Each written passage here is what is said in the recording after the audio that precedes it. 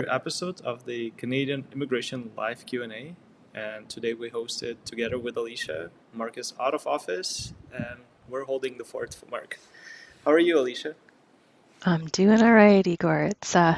It's definitely winter in Alberta. We've been having really cold weather, and this is the bad thing, but the good thing about being a Canadian, I think sometimes we get those -30, -47 with wind chill, but everybody's going to help you out. I don't know about you, but when I'm driving around, there's a whole bunch of people who are stuck. Their cars have broken down, batteries are failing, buses are just dying, and everybody's going to come help you. Somebody's going to pull over, they're going to help try to jumpstart your car, they're going to help try to dig you out if you're caught in a snowbank. It's just the Canadian thing to do is to help everybody when they need help. So kudos to everybody out there who's being kind to their fellow citizens and getting through the snow and the winter blizzards these days. So that's good to see. And yeah, we are going to talk about a few things that have been happening recently. So there's some news updates, of course, and we'll do some shout outs once people have had a chance to pop in. So again, I am a Canadian immigration lawyer. Igor is an articling student, so he is almost a Canadian immigration lawyer with our firm. He's been with Holthe Immigration Law for a number of years in different capacities, and we're really excited to welcome him in as the newest young lawyer in our firm.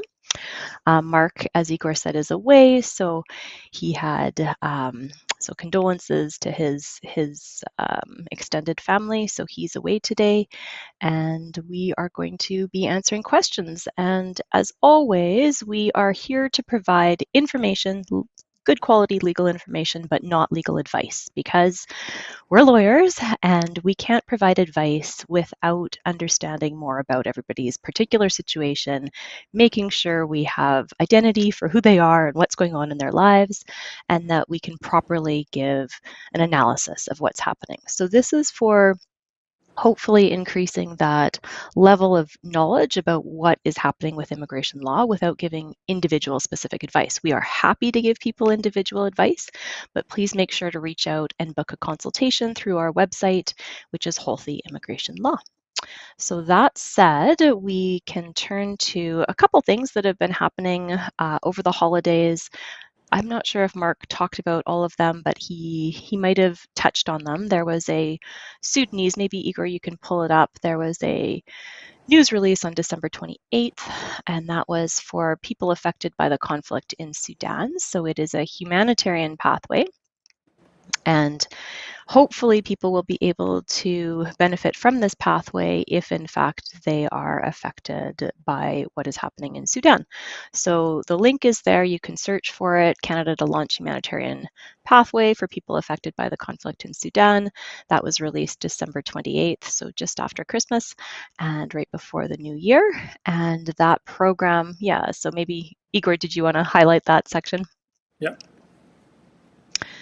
Yeah, so eligibility requires that applicants are a child, grandchild, parent, or grandparents. They have to have a connection to a Canadian citizen or permanent resident, and they have to have that sort of support from the Canadian reaching out to try to help kind of sponsor them for their permanent residency.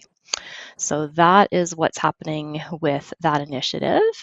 And you can read more about the facts, the links, the nitty gritty of what's involved in applying for that program if you follow that link. You can find it through the newsroom as well.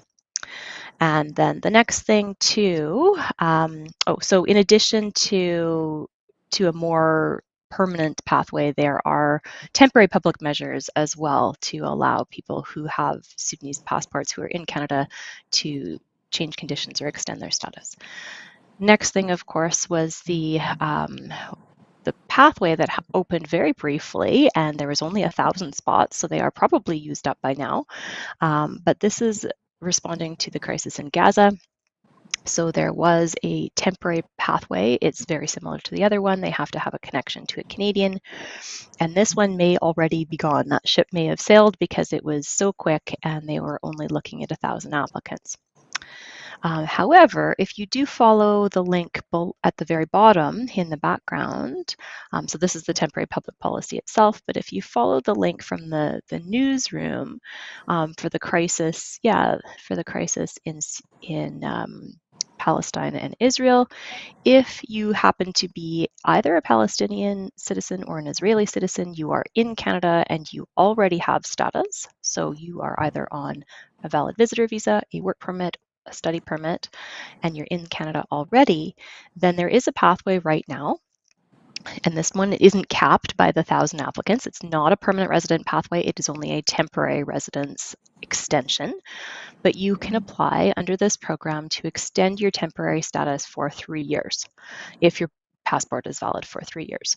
So this is a very good option for people who just are not sure what's going on in Israel and Palestine. They're in Canada, they have valid status, they can extend that status. So make sure to take a look at this. Do keep in mind that this temporary policy for temporary status will expire by June. Pardon me. So if you are wanting to try to do this work permit application or extend your permit application in Canada, make sure you submit that before June 2024. So those are a couple of things. And then the other thing that happened today, or actually I guess yesterday, was that there was a news release about Francophone minority communities in Canada. And so again, Mark and Igor and I have always been talking about how important it is these days to become, if you are not already, a French speaker. And this is part of the big push for Canada to make sure that they are meeting targets nationally for how many Francophone speakers are within Canada outside of the province of Quebec. So be really careful about this. These ones are, again, measures to try to increase the Francophone community population vibrancy outside of the province of Quebec. Because remember that if you are trying to apply for express entry, can you apply if you are living in Quebec? Can you get your permanent residence if you're trying to apply through express entry with Quebec? Igor, what do you think? No, no. No, You have no. to confirm that you do not intend to reside in Quebec. That's right. So make sure that if you are looking at these initiatives, you are targeting a province outside of the province of Quebec. Anywhere else in Canada is fine. There are a few things. Francophone immigration policy is being formalized. They have this welcoming Francophone communities initiative. So if you actually, if you go down to the bottom, there are already 14 Canadian communities. Mm-hmm. So if you go down to the bottom and you click on that welcoming Francophone communities initiative, you'll see that there are a number of communities here that are profiled, and our very own, Igor and I are both in Calgary, our very own city of Calgary happens to be on that list as well. So what does this mean? It means that if you are Francophone, so that means that your langue maternelle is French, your mother tongue is French, and or you are meeting basically a high level of French speaking, listening, reading, and writing. So basically the NCLC level 7 for TEF or TCF, then there are supports available to you in the communities that are listed here through the federal government. So there will be another 10 communities that are added to this list of the existing 14. In terms of other things that you can do, I mean, there is a Francophone immigration support program. Individual communities have to apply for grants, but for individual applicants, there isn't a tangible announcement here other than there's general supports, other than they do have this action plan for official languages. And this is already legislation that has passed, but they're implementing it and dovetailing it with immigration. So I suspect, Igor, I don't know if you have thoughts on what this will mean on the ground, but I suspect that this will mean for 2024 is that they're actually trying to increase the overall percentage of Francophones outside of the province of Quebec. And the key way that they have to do that federally, so they said the target for 2023 was 4.4%, and they actually exceeded that. They got to the 4.7. And this year, the target for 2024 is, I believe it's 6% on there. Yeah. And it's going to go up to 7% next year. So Igor, what do you think that means? I have a suspicion of what I think that means. I suspect, Alicia, that they will completely drain the express entry pool and invite all of the French-speaking candidates. And we will probably see either many draws for francophones or fewer draws, but with larger number of people invited in each draw. Yeah, and I agree with you, Igor. I think really the mechanism here, the thing that people should read between the lines when they look at this policy announcement today, is that it is even more important, more now than ever, to have those NCLC level 7s on your French language. So either as your primary language, or you can also have English scores plus those French language scores at the NCLC 7 levels. But if you are doing that, then you also should be eligible, just like Igor said, for those Francophone targeted draws under Express Entry. And this is super important. It's going to maximize your chances at getting that invitation to apply because, as we've seen, and there was a draw last week. Igor, I don't know if you've got the rounds of invitation website queued up there, but what are we sitting at for a general draw right now? What does your CRS have to be? 546. Which is so high, right? It is so hard to get that 546 on a general draw. So anybody out there who can't get those phenomenally high scores, Francophone ability, so the ability to have those NCLC level 7s, speaking, reading, listening, and writing, this is probably going to be your best bet. So if you don't already speak, read, listen, and write in French proficiently, start studying, my friends. And Alicia, I suspect that those people who have 546, they also know French and they have their French language results. So realistically, there are two draws, two categories under which you can get drawn. The general one, realistically, you only have a chance if you know some French, or if you have extensive work experience in Canada and education in Canada, and maybe a sibling in Canada. But if none of that applies, then yeah, French is another draw under which you can get drawn. And it's interesting. So here, did you see this? They've actually indicated they've surpassed their target by 0.3%. And looking at their plans for the next 3 years, we have a clear sign that all applicants who want to move to Canada, they do have a chance, and they do have at least 3 years to learn French. Is it possible to do it in 3 years? I think so. What do you think, Alicia? I know French isn't easy for sure. French isn't easy. I do know I have some clients right now who have been really strategic and are thinking long term, and they decided they would come here on a study permit. They don't speak French, they speak another language.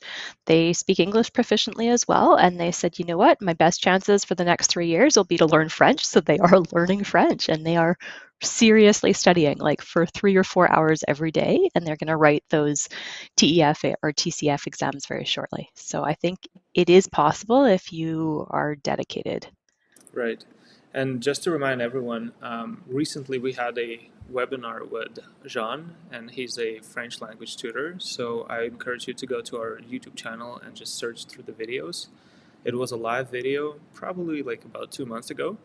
And Jean is working with people who have some proficiency in French. So he doesn't take clients who don't know French at all. But if you want to improve your score, and let's say you score NCLC 6, but you need that NCLC 7, Jean would be the right person to reach out to if you need help improving your scores on the test results. So those are the news updates, and maybe we'll do a few shout outs now, Igor, and just see who's tuning in. So if you're tuning in, please let us know where you're tuning in from. And hi, Spider-Man, how are you doing? I hope things are going well. It's always nice to see people tuning in repeatedly. We've got Kadir saying hello. And we also, it looks like we don't have any more shout outs. Come on, people, let us know where you're tuning in from. Put a few shout outs in there. Say where you're tuning in from. And yeah, we can turn to questions here as well. So maybe Igor, do you want to pull up one of the questions that hopefully are going to be generally applicable? So we will not be able to answer everybody's questions. We only have an hour with you today, but we will try to get to the ones that are going to be most applicable to the widest number of viewers. So things that are kind of a pressing concern for a number of people. Okay. So we'll start by going questions top to bottom. And then if the question requires you to book a consult or we don't have a clear answer because we just don't know the facts, then we would just let you know that you would either have to go to our website, holthelaw.com, and then click speak to a lawyer, and then select with whom you would want to connect and discuss their situation.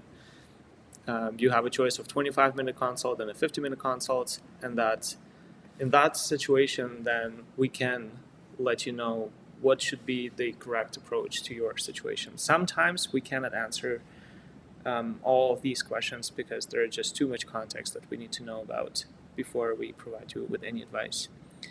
But Alicia, let's start with this one. So this was the first question that we received in the chat. What if the employer, a recruiter agency, cannot make corrections in old pay stubs because of the company policy? So Pavneet, a few alarm bells start going off in my head when I look at this question. In Canada, so I'm not sure if your employer was an employer maybe in the US or a different country, but in Canada, anybody who is acting as a recruiter or a recruitment agency must be properly bonded and licensed. So they actually have to apply to the particular province that they're working in. They have to put up usually like a $30,000 bond to apply to be a recruitment agency, where they have to say that they are following very clear rules under the legislation, that they will never charge the employee any money. They're going to be charging the employer money to try to find suitable employees. So make sure that if you are working with a recruitment agency, they are following the proper laws for the jurisdiction. If you are in that situation where your official employer is the recruitment agency and they've been maybe doing payroll and they've been kind of administering some of the things in terms of the mechanics of payment, then yeah, it is important that they have been doing that properly, that you have been being paid properly by your employer. Usually, depending on the way you've set up the contracts, sometimes you have a third party who's the person who's doing the payroll, and then you're actually getting direction from your manager who's at the company itself. You do have to be very careful about how you properly disclose all of this in your express entry profile, because you're going to have an employer of record and then you're going to have the payroll company, and all those details need to be properly laid out. And it should never be the case that the recruitment agency is taking a cut from your salary. That's really important. If that has been happening and you're trying to say, well, no, I should have been being paid more from my actual employer who's directing my work, there can be issues, especially if you're trying to claim, hey, I'm at a managerial level, but you're only getting paid maybe as a second year worker. So there are some alarm bells that are going off in my head about what kind of work are you claiming? What's your knock? What is the level of seniority that you're trying to establish?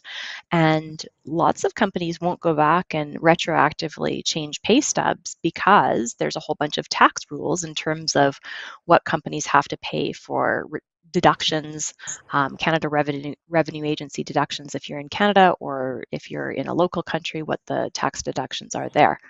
So be very careful about this. I'm not sure why you're trying to correct old pay stubs, but you're definitely going to want to explain everything very carefully with the express entry application, if that's in fact the type of application you're filing. All right. We'll move on to the next question from VK. What counts as a part-time study? Because when you study full-time in Canada, you cannot count your work experience towards CSC. Now, how do we navigate this around? Trying to find some workarounds around this rule. Yeah. So VK, Part-time studies is going to depend on what kind of study program you're taking from which university or college. So different colleges have different policies in terms of how many courses or instructional hours or labs plus instructional hours count as full-time versus part-time studies. The problem is here, you can't really do an end run and just say, look, I'm going to work full-time and only do part-time studies and try to count that full-time work towards Canadian work experience. That's not going to fly, because what happens is you are going to be on a study permit, usually, in order to be able to study. If you are going to part-time study status and you had a full-time study permit approved, you're going to be violating the conditions of your study permit. So you don't want to get into a situation where you're trying to get full-time Canadian work experience, but you're going to lose your status to be in Canada in the first place. So be super, super careful here. Igor, do you want to go through what you're highlighting here? Yeah, your study permit um, must allow you to study part time. Unless it says you have to be enrolled full time, you cannot study part time. And then if you study part time, you cannot work on or off campus as well, which Right. brings us to another point that you would need to have another work permit along with your study permit. And yes, you Yeah. can have a study permit and a work permit, but you also need to explain to the officer when you apply for the second work permit how you're going to combine your work with your studies. Mm-hmm. Yeah. So be super careful here if you're trying to do an end run. By far, the cleaner, better way to do it is to complete your full-time studies.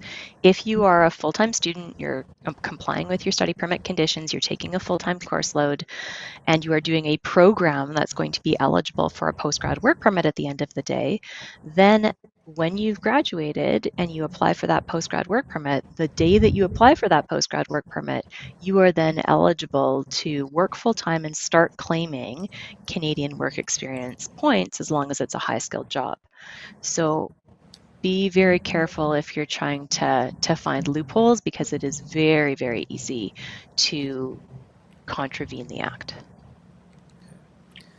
We'll move on to the next question from Francis. Francis is wondering how long it takes before he hears back after sending the web form. So he sent a web form 2 weeks ago, still didn't hear anything back. Mhm. So Francis, it's hard to say. I'm wondering whether you submitted the old web form, and I don't know, Igor, if you can pull it up in the background and you can just show people what the old web form looks like compared to what the new web form looks like.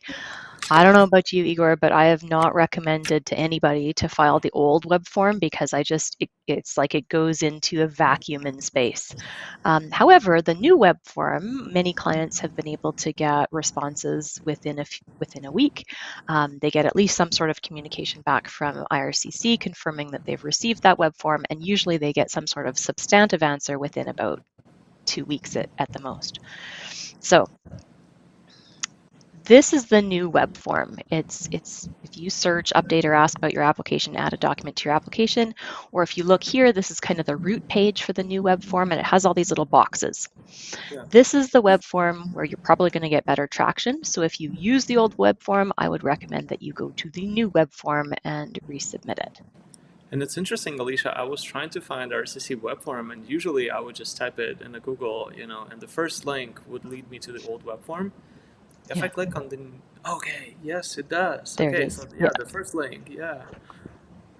I somehow missed it and clicked on the second link, and I'm like, wow, the second link is taking me here, and I'm like, did they change it? Yeah, so here's the difference. This is the old web form. This is the one you don't want to use. It says IRCC web form on it.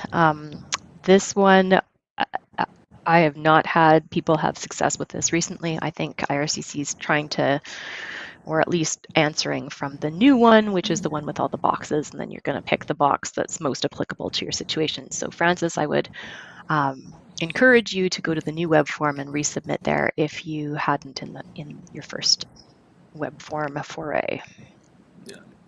This question most likely will lead us to direct Spidey to book a consult to learn more about the situation. But just because we don't know all the circumstances. But again, if the work permit is expired, but the person is still in Canada, do they need to apply for a visitor record or extension to stay in Canada? Yeah, and there is actually some IRCC policy guidance on this. And so technically, yes. Technically, your visitor status is independent from the ability to work or to study. And so technically, you should be applying for an update in your visitor status. But practically, IRCC won't usually give you an update in your visitor status, like a visitor record or a new visitor visa, unless they think that you actually will be approved on your underlying application, which would have been a work permit extension or a study permit extension. And so it's a little bit tricky. You don't need a visa unless you plan to leave Canada and then re-enter Canada, but you do need to have that valid visitor status. And Spider-Man, I know you've had some setbacks and some health issues, and there's a number of things going on just from seeing previous comments. So yeah, I would say reach out and book a consult if you're stuck. Yeah. The next question is from Batman. And Batman is wondering, we have the whole Marvel here. We need Hulk, we need Captain America, because we already have Spider-Man and Batman. Wow. We need like Wonder Woman. We need some of the women too. Yeah, that's true. All right, so Batman is wondering when he will receive an AOR. Oh, so he got the AOR, but now he's wondering when he will receive the biometrics request after they submitted the YNP application, non-express entry stream. Mm-hmm. Hard to tell. It is hard to tell, Batman. I was working with a client under an OINP Master's Graduate Stream earlier last year. It's usually pretty quick after AOR. They send out the biometrics unless there's other things that they need to screen for in the application. So hopefully, if you got AOR last week, hopefully that biometrics request should be coming hopefully within the month. They usually tend to send it out fairly quickly, but again, there's always kind of little wrinkles that people don't expect sometimes on their background screening, but hopefully that'll come soon. Yeah. Another question from VK. He's wondering how long he needs to live outside of Quebec after he becomes a permanent resident before he can move to Quebec. Mm-hmm. And VK, so this is always raising the risk of misrepresentation, right? So Igor and I were talking about how if you are Francophone speaking, a lot of people want to go to Quebec because French is the official language there, the first language there, and it is probably easier if you're a pure Francophone to be living in the province of Quebec. However, if you have immigrated with express entry or with any of the provincial nominee programs, you cannot live or have an intention to live in Quebec. And that is one of the declarations that you have to sign as part of your application for permanent residence under the federal program. So it's really a matter of you honoring your word, honoring your intention, and not going back on that as soon as you get your permanent residence. How long do you have to stay out of the province of Quebec? Well, that's a judgment call. That depends on your risk tolerance. I would not recommend that anybody move to Quebec within, for sure, the first year after PR. Like, make a solid go of living somewhere outside of the province of Quebec. Show that you have made an honest to goodness effort to make a life in any of the other provinces or territories. And then you can back that up. And if you really, really can't do it and you have to move back to Quebec for some burning reason, then maybe you make that argument afterwards. But keep in mind, there is the possibility that IRCC, when you go to renew your PR card or you try to apply for citizenship, they can say, well, wait a minute, you told us under express entry or a PNP that you were staying in that province, and then right away you turned around and moved to Quebec. We're going to say that you misrepresented. So be careful. Yeah. But also, as a permanent resident, you have the mobility right, so you technically can live anywhere in Canada, and intent can change, right, Alicia? So you can intend to live outside Quebec, but then circumstances might have changed, and then you decided to move to Quebec. We actually looked at different case law with Mark. We couldn't find any where people would face the misrepresentation allegations that actually went to court. It doesn't mean that there were no situations where people were accused of misrepresentation. It just says that we couldn't find a case law. I would say it this way. But you do as Alicia tell. You use your risk tolerance to determine when, and of course, if you're a man of your word and you say you want to live in Saskatchewan, let's say, and then the next day you come to Canada and you rent a place in Quebec, or even rent a place in Quebec before you came to Canada, that's going to be a different situation here. Sometimes, Igor, I have people asking me, hey, should I do my landing on my Coper in a port of entry in Quebec? I'm like, nope, you should not. Yeah. But there are some situations, Alicia, when let's say people book a flight and the flight the first entry is in Quebec. They would need Yeah. to do their Copers, but then they would want to show the tickets that they are destined to another province. Otherwise, the officer would be like, hey, why did you land in Quebec? Where are you going Yeah. next?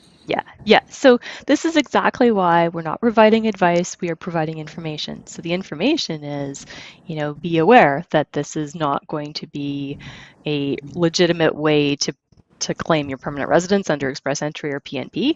But yeah, for sure, Igor, you're right. If you happen to have a plane ticket, you're coming in from overseas and the first port of entry happens to be Montreal, then you have to finalize your immigration proceedings in the first port of entry. And then you would definitely want to show the officer, my actual connecting flight is here. I'm planning to live in Saskatchewan. Here's all my documentation. I have a lease in Saskatchewan. I've opened bank accounts. My kids are going to school there. Whatever, you have to prove your connection to that ultimate province. Yeah, and speaking of logistics, if you have a connecting flight in Canada, but you're destined to another place, another city, make sure that you have at least a couple of hours. I would say 4 to 5 hours at least Yep. Yeah. before your next flight. Absolutely, that is a good point. I was up until 11 o'clock last night waiting for one of my clients to come in because his flight was delayed and he was coming in from overseas and they needed a work permit and the officer needed to adjudicate their work permit and I needed to make sure it was issued correctly. And anyways, it was 11 o'clock even though his flight landed at 7. So make sure you are prepared to wait. Right. All right, let's move on to the next one from Jack Wu. Good morning. Jack Wu is asking, is indefinite job offer treated as a permanent job offer by BCPNP and RCC? So what if the job offer doesn't have an end date? Yeah, and so keep in mind that this is one of those areas where immigration law dovetails with employment law. And so sometimes people see, okay, what's the difference between an indefinite job offer and a permanent job offer? So when a company is giving a permanent job offer, that doesn't mean they commit to employing you forever. It just means there is no foreseeable term end date, right? There is no end of the contract. So usually there's a permanent, full-time permanent, or an indefinite job. They should be the same thing versus a term contract where they say, we will only employ you for 18 months or for 3 years or whatever it is. So for BCPNP, they want to make sure that the employer is intending to continue to employ them after they get PR. So this is where it's important for the employer to write in their letter of support that it is a full-time, indeterminate, or permanent job offer. That doesn't mean the employer has to commit to employing you forever, but that they have an intention to continue to employ you after you get your PR. Right. The next question is from LinkedIn. Wow. So Varun is asking. So Varun has a PR application in process. He received the AOR, so he can technically apply for the Bridging Open Work Permit. He's also currently on his postgrad, which will expire in April. But because of expiry of his passport, he did not receive the full length of his postgrad, and so he has another 2 months that he can potentially get with the postgrad that he was initially eligible for. Now he's asking if his PR application gets refused, can he still apply for the postgrad work permit extension? So he wants to keep those 2 months just in case if the PR application gets refused. Yeah, and Varun, hello, nice to talk to you again. I would recommend to book a consult because there's a few moving parts here to double check that everything is working out and what exactly is going on in your situation. But in general, if anybody is in a situation where they need a recapture of time application on their postgrad work permit, it is always a good idea to do that recapture of time application first, or at least make sure that you do that recapture of time application before you're not able to do it anymore, because it's free months, right? If you have 2 months that you didn't get on the initial postgrad work permit simply because of passport expiry, the general rule is you can never get an extension on your postgrad work permit, except for the fact that they had a temporary public policy, but that wasn't really an extension. It was just colloquially called an extension. But if you do have the passport expiring, and that's the only reason that you need to get the recapture of time and get the full term that you should have had, go online, check for recapture of time and PGWP, and it will tell you about how to do that. But yes, you are going to make sure that you apply to get those extra months that you should have had under that first postgrad work permit under your recapture of time application. And if for some reason, it's kind of your safety net, if for some reason they say that something's wrong with your underlying PR application and that bridging open work permit gets bounced, because if that underlying application gets bounced, the work permit that goes along with it will get bounced. So you will want to have that recapture of time on the PGWP as your safety net. Right. Okay. We will answer one more question and then we'll skip the line because we got a super chat. So we'll get to the super chat just in a second. But this question is from Jonas, and it's an interesting one. So he got his FBI police certificate, but I assume he will need to go back to Canada and his connecting flight is in the United States. Now, does he need to get a new one? Unfortunately, the United States does not have transit zones in their airport, so you will get your passport stamped. And does it count as you visited the United States, Alicia? It does.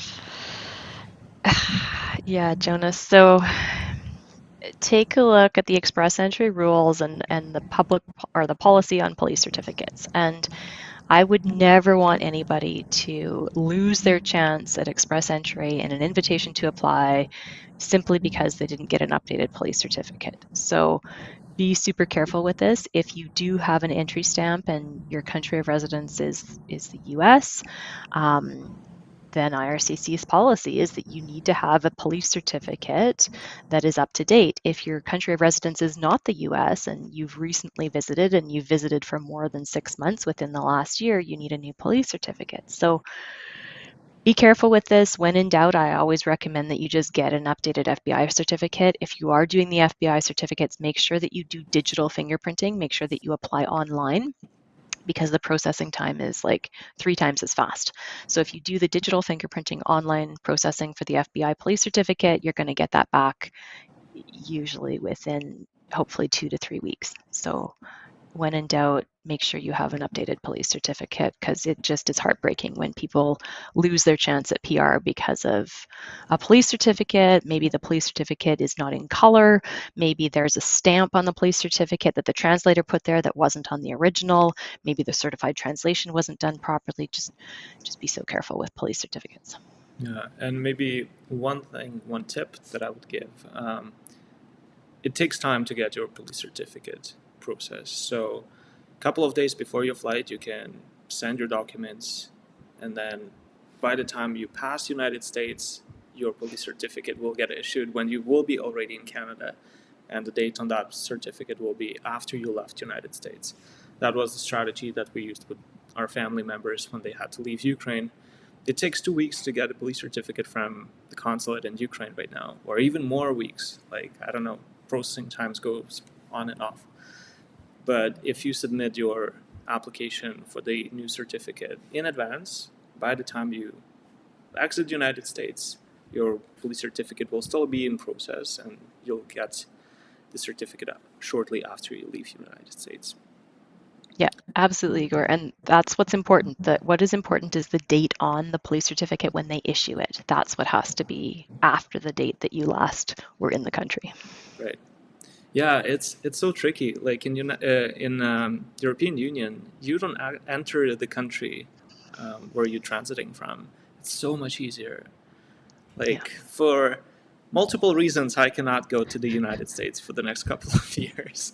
I will not dive into the details, but I wish I could, because so many connecting flights are from, like, through the United States, and you have to get Yeah. that stamp in your passport.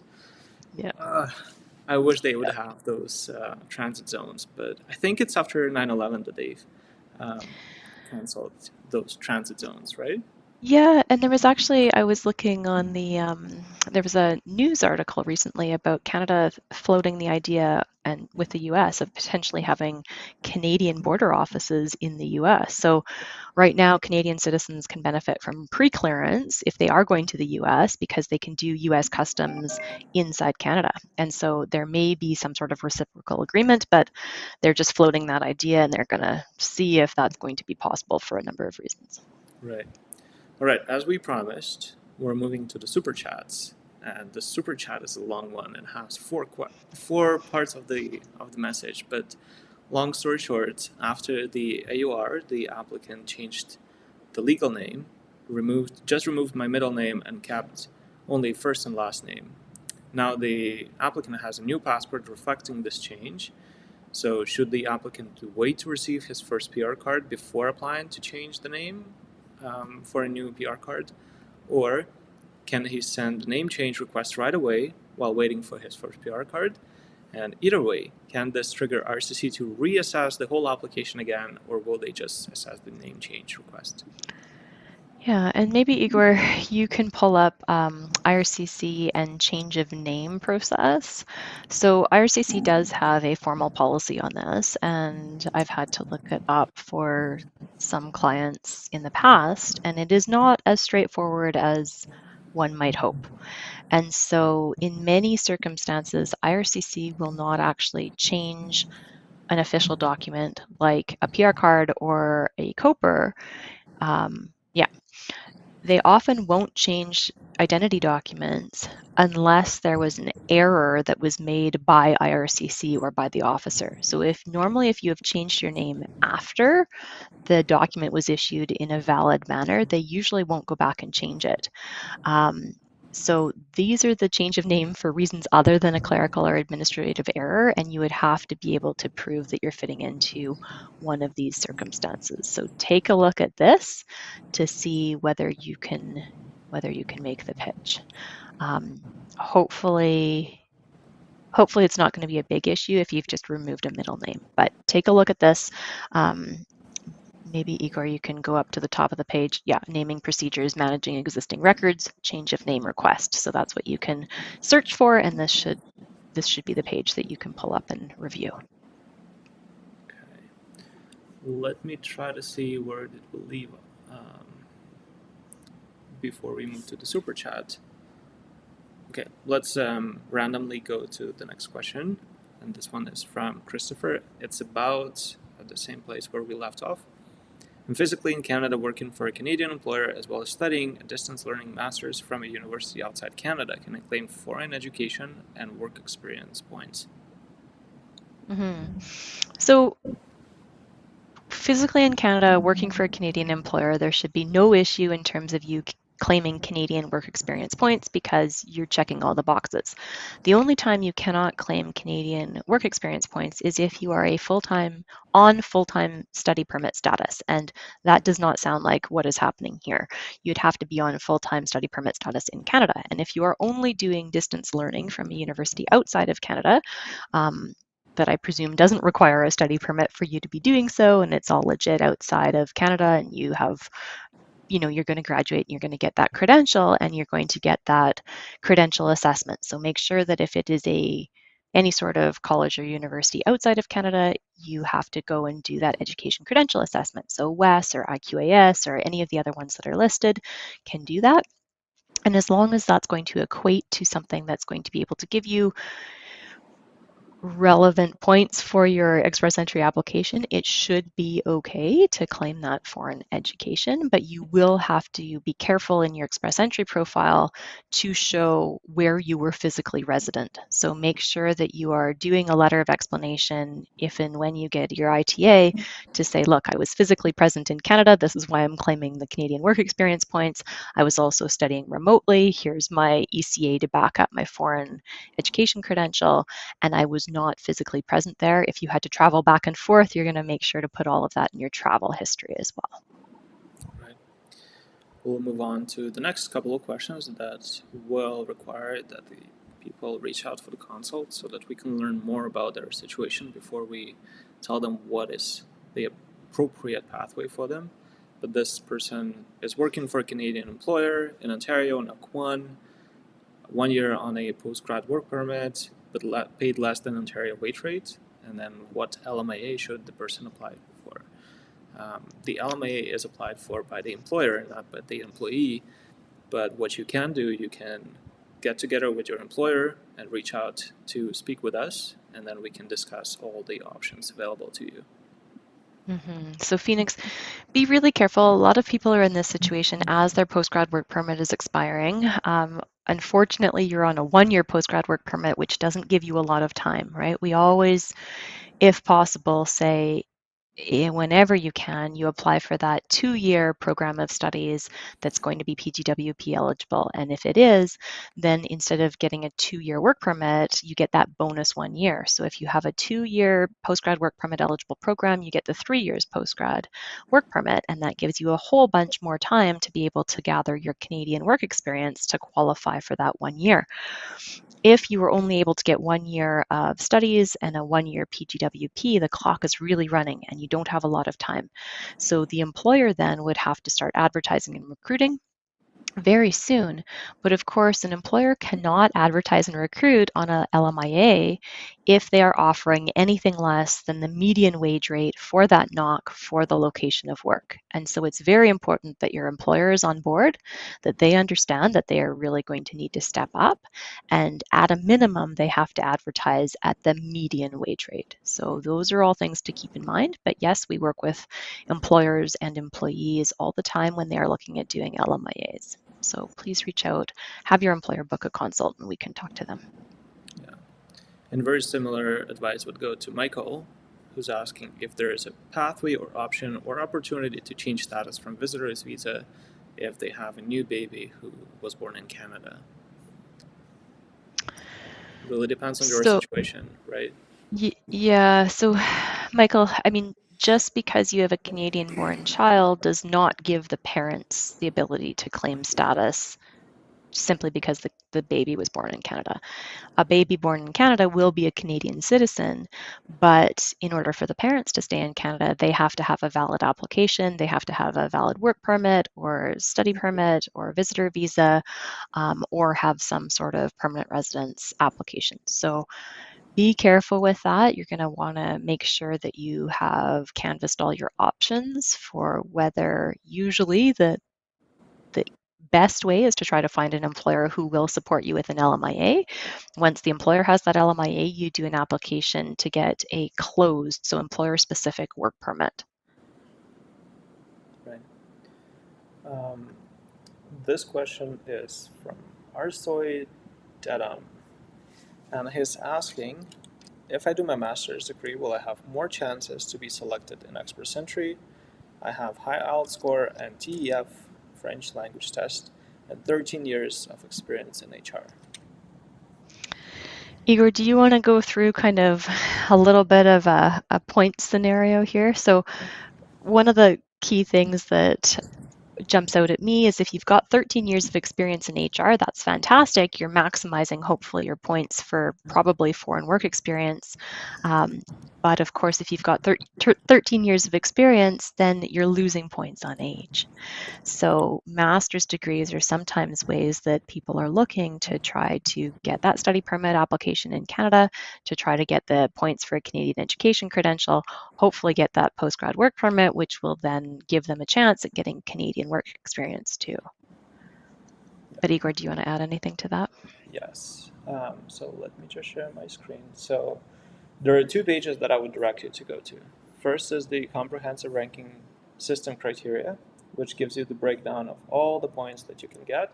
So if you search for masters, and then you search and search and search, and you get to section C, skill transferability factors, you can see that university level credentials at a master's level of, or at the level of an entry practice,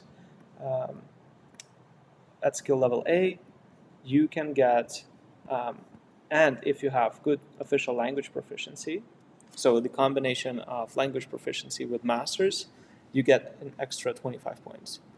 If you don't have masters, you do not get extra 25 points. Then you would get additional points for just having the master's degree. So instead of bachelor's 112, you can get 126 if you apply with a spouse. If you apply without a spouse, you would get more points for that as well. So, and then the other page that I would direct you to is the Comprehensive Ranking System CRS tool. And this is just a calculator. So you can calculate points depending on your situation. So you enter your marital status, you enter your education, your language test results, and then you just play around with whether you get more points with the bachelor's or master's. And it's an ironical question because you would get more points with master's. Does it improve your chances? It does. How much is it improved? It's impossible to tell without knowing all of your circumstances. For some people, it may be a game changer if they have just 1 point more than what they currently have. For some people, even if they get 20 points more, they still don't have a shot. So really, really case specific. Mm-hmm. Okay. Let me see, Alicia. Okay. Okay, let's go with this one. My Canada Open Work Permit stamp says it's valid from 2023 until 2026. I have not been in Canada yet. If I enter in 2026, will the valid period change from 2026 to 2029? Mm-hmm. So, and maybe Igor, you can pull up the differences between a visa, physical visa that is put in somebody's passport, and I think there should be an IRCC webpage that actually kind of shows an example of what a visitor visa looks like. But keep in mind that there are two different things. If you are from a visa required country, then you would have had to apply for a work permit and then send in your passport. And then IRCC will put a counterfoil, they call it, like a physical shiny little document embossed in your passport. And that document is going to say the validity period.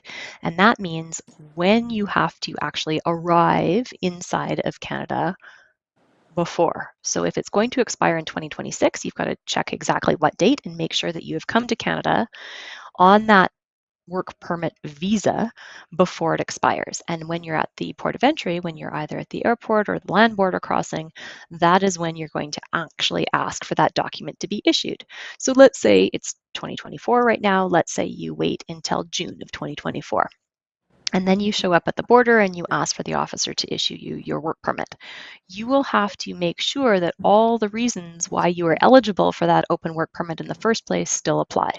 So I'm not sure what kind of open work permit you applied for. There's a number of different types of them, but whatever the reason was that you initially were granted that work permit still has to be the case at the date that you show up at the airport. As long as everything still checks out, then that officer should issue you a work permit. The work permit is only going to be valid for as long as your passport is valid or as long as your biometrics are valid. If you had to do a medical exam, you would have to have a valid medical on your file as well. So just be careful. But in general, that visa stamp or counterfoil is the date that you have to get to Canada before. And then once you're in Canada, you have to meet all the same conditions and eligibility. And then the officer will give you whatever term of work permit you're eligible for based on the category you applied and the expiry of your documents. Okay. We'll move to the question from James. James is saying, I recently completed the fingerprinting process for my immigration application and I noticed that the machine detected cracks over my hands during the scan. I'm seeking guidance on whether I should submit a new application with fresh fingerprints, or if there are specific procedures to address this issue, your assistance in clarifying this matter is greatly appreciated. Yeah, James, it's Right. tough. Yeah, it's tough to say unless we can get more details from you. But usually, what'll happen is sometimes people are not actually able to give biometrics because their fingerprints have worn away or they've had an injury. And in those cases, usually there will be some sort of response back from IRCC saying that the biometrics are not sufficient or the fingerprinting is not sufficient, and they will tell you to go back and try again. And then usually they'll tell you to go back and try again, and you'll have to do new fingerprints. Hopefully you can do digital fingerprints rather than the ink-based fingerprints, because those will probably give you a better result. But if it's not working on the second go round, then there is a process where you can apply to ask for special consideration because of physically what's going on with your fingers. But it's really tough to say where you're at in that process. Normally, if there is a problem with the biometrics, it's going to come back to you and you'll have to go back and do biometrics again. Okay. The other question we have is from Abdella. Do we have insights about the new tools used by RCC to process visa applications? And it looks like Abdella is wondering about the Chinook system. Notorious Chinook. Yeah, and so Abdella, there's a number of different large language model tools. There's a bunch of artificial intelligence tools. There's systems like the Chinook system that IRCC is using to screen applications. There are a number of things that are changing all the time with how IRCC is processing applications. They do have a statement and a policy document on in which circumstances they're using different tools to process applications. They have said ultimately it's not the AI or the LLM that's actually making the decision. It's still an officer that's making the decision, but for sure, we have seen that this is screening applications on the front end in a way that was not possible before, right? IRCC is now picking up on things that they never could have picked up on before or were not likely to statistically just because of the wealth of information, right? There's so much background historical information on every person. And now you better be really, really careful about every single thing you've put on every application to immigration in Canada in the past, and not even immigration, right? I recently had a consult with somebody who got not really yet a procedural fairness letter, but it could turn into a procedural fairness letter because they filed an application for express entry, didn't declare that they were a common law spouse. And IRCC said, our records indicate that you are a common law spouse, justify what's going on. So be really careful, because I think what the government is doing is they're cross-referencing other databases. So if you happen to be working for a government employer, maybe they're cross-referencing that. So everything has to be correct. This is also why Mark and Igor and I are always recommending that you as an applicant know intimately every single detail of your application. Never ever give control of your application over to a consultant who's going to submit that application before you have seen absolutely everything. You have a copy of everything in your application and you're signing off on it. First of all, you always want to work with a reputable immigration lawyer if at all possible. And if not, make sure that you know what's on your application. Hopefully you can do it yourself, which is why Mark and Holthe Immigration Law, we've developed courses. So there are the do-it-yourself courses so that people can keep control of their application. They know what's in there and they are being accurate, and they are cross-referencing what they've put in prior applications so that you are not caught up in misrepresentation. But in general, Abdella, yes, immigration is using it. It is one of the only ways they can keep up with the increasing volume and demand. There's a huge amount of pressure on the immigration system, and this is one way that they're triaging, they're front-end screening their applications. Yeah. And Alicia, I can only add to this comment, but referencing to this insane situation that I had a couple of months ago when the clients reached out for help and they used the unlicensed representative. I would put representatives in a parenthesis, but they didn't see what was submitted in their application, and apparently a husband and a wife in the application were married to absolutely fictitious people. They had absolutely fictitious parents living all in the same places, so two applications submitted. If you compare the number of people in both applications, it turns out like about more than 10 people live in the same apartment. They have different children, which do not exist, obviously, fictitious children, and they did not see what was submitted in their application. And then what do you do? Like, if you want to come to Canada sometime in the future, and obviously everyone would want to keep this option open, everything will be referenced to that application. So you need to explain why everything was submitted as it was. And you have to explain that, yes, you are responsible for what is submitted, even if you don't see what your representative submits. The best feature about our representation model is that you know exactly what's in your forms, and you know your application even better than we do. Not to say that we don't know what's submitted, but it's you are the person who enters the information, and you have full control. You submit your own application. We don't have access to your account. We cannot access your application and change something without you knowing about it. So be very mindful of that. And we also, I actually wanted to go back to this question from James, who previously asked about the fingerprints. So James is wondering how to reach out to us. And James, just to do it, you have to go to our website, which is holthelaw.com. And then when you get to the homepage, you can click Speak to a Lawyer, and then you can book a consultation with Alicia, Mark, and I, and we can help you out. We'll have to wrap up, but we do have a crying message here. My questions have been skipped for weeks now. When I look through the chat, the only message from you that I could see is this one. Hello, chatting from the best and biggest Black nation on earth, Nigeria. Happy New Year to you all. If that was the question that you wanted us to pull up, well, there you have it. Okay, and we'll have to wrap up right now. Maybe one last question, Alicia. Do you want to take any specific question in the chat? No, Igor, you can choose the last question there. All right. Okay. So, oh, this one is good. How important it is to update the details in the LinkedIn profile with what we've mentioned in the work history and personal history section of Express Entry. Do they care about it, or only the work history works? And yeah, this is something that often comes up in spousal sponsorships as well. So be very careful about what you have put out publicly. And so it is entirely possible, especially in spousal sponsorships, for an IRCC officer to search your chats.